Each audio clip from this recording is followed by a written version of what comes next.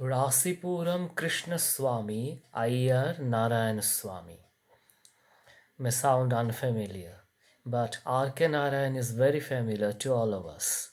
So, Rasipuram Krishna Swami Ayyar Narayana Swami is the full name of R.K. Narayan. These very long names of our South Indian brothers and friends often puzzle us, but so understanding that maybe he shortened his name. And R.K. Narayan is one of the three pillars on which Indian English novel, if not Indian English writing, stands.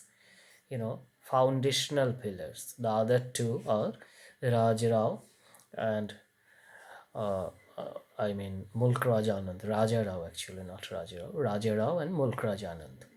I would rather extend a metaphor used by, again, the great grandfather of the histories of Indian writing in English, Professor Iyengar. He said that while Mulk Raj Anand has too many axes to grind, thinking of his political investments because he was a Marxist, Narayan has no axe of any kind. So he is the typical, gentleman who has suffered at the hands of the world and yet recognizes the bounties that he has received and doesn't hold any malevolence against or grievance against anyone. So he is dear to all of us, Arkanarayan. I'm not saying that Mulkraj Anand is not. At the same time, or similarly, I would extend that axe metaphor to Rajarao also. Rajarao has axe of another kind. He is the typical Upanishadic person, that high Indian Vedantic philosophy, of which I am also an admirer, but all cannot be.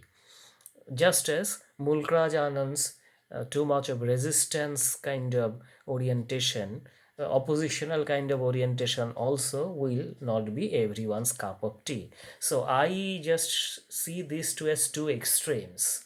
One is Vedantic and one is Marxist, that is Rajarao and Mulk Rajanand, and R.K. Narayan is somewhere in between. That there lies possibly the secret of his popularity. I'll give you an example. This is my personal experience. The novel that we are going to talk about today, Swami and Friends, was published in 1935. The world has changed, the times have changed, but even my son, studying in class 6, he also enjoys the novel with equal fervor as we did in our time, and he has read it 3 times and now reading it for the 4th time. Because, with due respect to postmodernism, there is a kind of universality in this novel. Swami and Friends is the growing story or story of growth, or in a way Bildungsroman of every ordinary boy, every say average boy, at least every Indian average boy. In every school there is a strong headed teacher, like their scripture teacher. In every school, in every class, there are these figures like the stout one without any head, without any brain, or the very average one, or some very intelligent one, or one boy like Rajam from a rich family, his father is a DSP. So it's a mixed bag. In almost all average schools, this kind of things happen, and then this kind of things happen, and then the friendship between the boys, and then again separation, all these things. And in the family, this father, mother, and the grandfather is kind and very permissive, while the father is strict, the rule of the father. So all these we find, very minutely represented in Swami and Friends. In fact, the very first line actually is strikes a common chord in the heart of all school-going children, possibly all office-goers. A Monday morning. It was Monday morning.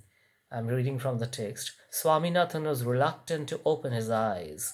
He considered Monday especially unpleasant sorry, especially unpleasant in the calendar. After the delicious freedom of Saturday and Sunday, it was difficult to get into the Monday mood of work and discipline. So we all had this, I think most people.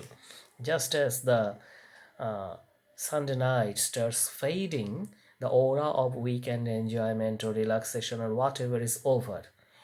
We teachers mostly do not have that also, and especially due to COVID now 24/7 on duty. But for mostly for people, these are not the office hours or office works. I mean, office days. So just as it begins to wane, people are unhappy. I'll just come back to a very important contemporary thinker, Slavoj Zizek, who has said that you don't hate Monday, but you hate capitalism in his own typical way. There are quotes, if you Google, you'll find, because capitalism exploits you, and Monday is the beginning of that exploitation. Had you got the exact payment for what you did, then you possibly won't have hated your work and that kind of thing. That is what Slavoj Zizek says, not me. I'm just relating. Okay, so and then he studies in Albert Mission School. Now, why could Narayan give all these things so successfully? One thing is because these are his personal experience. Nowhere it is said that this is an autobiography, but this is an autobiographical novel. You know, R.K. Narayan was from uh, quite a lower middle class Tamil Brahmin family from a village. Just when he was very young, or maybe just before his birth, excuse me, I've forgotten, the family migrated to Madras, the city of Madras, now Chennai, from that small town. And he had the similar kind of experiences there. In the school that he was studying, now this will be a focus of our discussion today, there was this continuous onslaught on Hinduism, and he was a typical Hindu Brahmin, and the school was a Christian missionary school. So there will be attacks on what they call idolatry. I don't call it idolatry. Gandhiji also did not. Gandhiji said very categorically that idolatry is bad, but not so idol worship. Why I refer to Gandhi? There is a connection, I'll come to that. Anyway, so what Narayan faced as a child in his everyday life in school is also recorded in the novel. Regarding the location, I'm not going to give you the summary of the text as I say in other videos. Also, my videos are purely academic lectures to enable you to get the maximum from the text, or open up the texts. Reading the text is your job. This is not the typical, those commercial sites where they give summary, you read and things. Not for that. I'm giving you approaches to that text, so please keep it in mind. uh,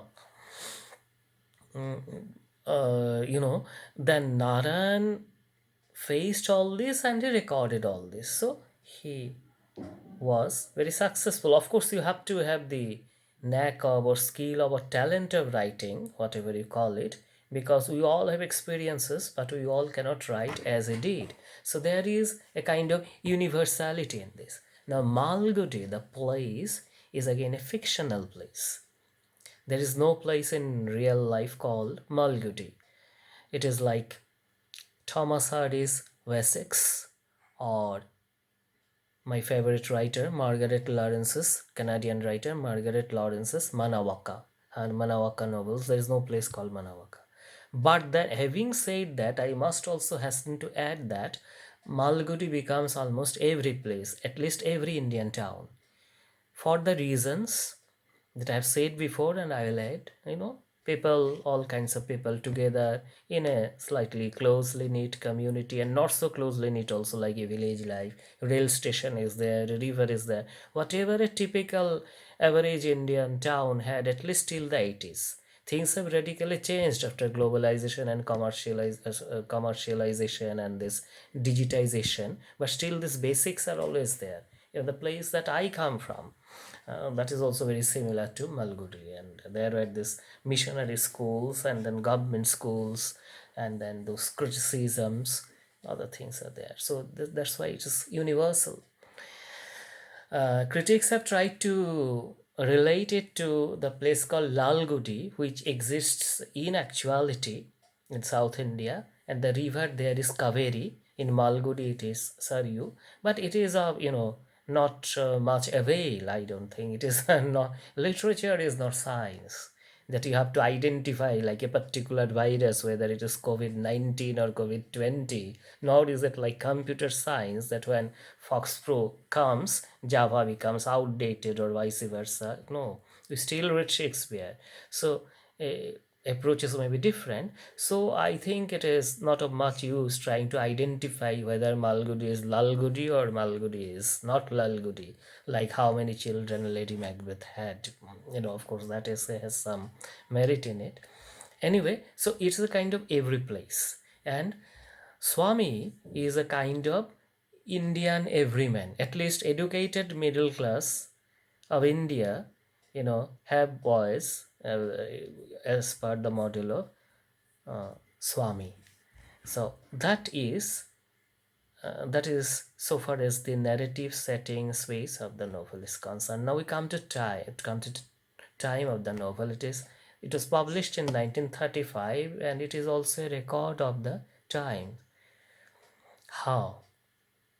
Because there is a personal narrative, and then there is a political or larger narrative, personal and political, or better we can put it public and private. A very favorite trope of one of my esteemed colleagues also. It is not his words. I mean, this is the buzzword today: public private partnership, PPP. So we use it in a slightly different sense in English literature. So, private life of Swami and his family and his friends, and then what is happening in public life. That was the time of the high tide of Gandhism, the heyday of the Gandhian movement, 1935. So, we also have Gandhi's presence in the novel, though he is not physically present.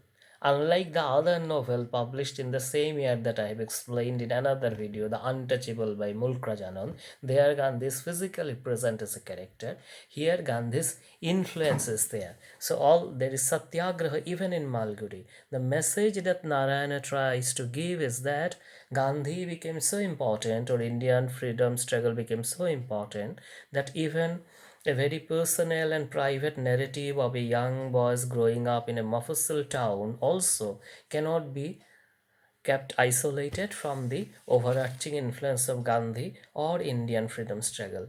In an article published in the journal called Atlantic Monthly, Narayan himself had said that the name of the article is The Fiction Writer in India, and somewhere in the 60s, that he says there that during the period of the nationalist agitation, the subject matter of fiction became inescapably political. It is always political. Of course, I mean during freedom struggle. The critical theorists and Marxists would say that everything is political, whether there is agitation or not. I am not going to that extent now. That will confuse my students because most of them are beginners. So here I am talking about real politics and its representation. So that is why he chooses to represent this, and the boys suddenly grow defiant and reluctant, and then stands up against authorities, the school authorities. All these are detailed in the novel, and this is very important. So, here again, I would like to open up the text further by way of a reference to Frederick Jameson's argument, which I have referred to in a few other lectures too, that in all third world novels are allegories of nation building. While it has drawn much criticism from thinkers like Ijaz Ahmed, I personally feel that there is great merit in what Jameson said. Though there is, of course, a reductionism, this and that coming in essentialization, but it is there, it is true. It is, in a way, about nation building. Gandhi is, you see, in The Untouchable also, and in this thing also. Waiting for the Mahatma, and even Swami in Friends, and if not Gandhi, other kinds of movements. All so we are building a nation, and the English novel or rather the novel in India, was a very important tool in construction of Indian nationhood. Even our national song, if not national anthem, comes from the arguably the first nationalist novel of India, Bankim Chandra's Anandamat, Vande Mataram. So that gave the idea of an Indian nation, Bharat Mata, to make people very enthusiastic about a cultural revival and all that. And there are many, many novels in its trail by many people. And this is one of them, though he is not following Bankim Chandra here. Narayan is more or less a kind of a detached observer. He is, as I said earlier, not taking any sides as such, but trying to maintain a balance. Now, so this so much about the nationalism in this novel. In this regard, there is a good book, you know, the Indian English novel, I think, by Priyambada Gopal, which talks about these issues, nation, narration, and the particular chapter is Mahatma Magic, Gandhi and Literary India. In this book, Priyambada Gopal's book, the Indian English novel, Nation, History and Narration. As you know, nation and narration are always interconnected, just as I have given the example of Bankim Chandra, or in England, Walter Scott, even Shakespeare. The nation doesn't exist just out there. You have to create it. You have to talk about it. That Sujalang, Sufalam, Shashya Samalang, Malayja Shitalang, we describe, or সকল দেশের রানী সে দেশ আমার জন্মভূমি in Bangla. And my country is that one which is the queen of all countries. So you narrativize, and by way of narrativizing, you create. Otherwise, it is just a piece of land and people, any nation. So you have to create this. Imagine communities. Benedict Anderson said, I do not fully agree with this Marxist or neo Marxist proposition, but there is great merit in it. You need to create and recreate. Even the writer of our national anthem, Tagore, has his novels about Indian nationalism. Both Goda and Ghare Baire, these are very essential texts if one wants to understand the cultural aspects of Indian nationalism and its discontents, along with his essays on Indian nationalism. So these are some of the issues that I wanted to discuss today, and I hope you will read Priyambada Gopal's book as well. I am addressing my students, the Indian English novel, and at least the chapter on Gandhi, and then come back again to Swami and friends and generate further original readings. So this is the beauty of a great book. Though greatness is under strain, severe strain now, but I don't agree to that. As I have said in other videos also, you cannot put, you know, life in a metro and King Lear at the same level, I think. So at least you cannot put Kuch Kuch Hota Hai and King Lear in the same basket. Life is a metro, has a bit of thought in it, some bit of thought in it. Not that it is equivalent to King Lear, but anyway. But a text like, Mortimer Adler has a wonderful essay called What is a Great Book? In that he says that a great book is that one which can be read by, you know, several age groups or several generations with equally strong interest, and then each of them will have a different meaning for it, and that is perfectly true in case of Swami and friends. When young children, so my son or still younger people, or we in our childhood read it, it gives a kind of meaning. And then when mature people with theoretical understanding and all, they read, they have another meaning. It is not that you have to bring this meaning into the text as theories do. They make many things visible, but it is which is invisible, but it is already there here. So that is why Sami and Friends is a very important text. So please follow these two trajectories. One is a kind of Bildungsroma, children's growth, child's and children's, because there are quite a few, family life, family narrative. At the same time, a reflection of the national narrative, political narrative, anti colonial struggle, and the pivotal figure of Gandhi. Thank you very much.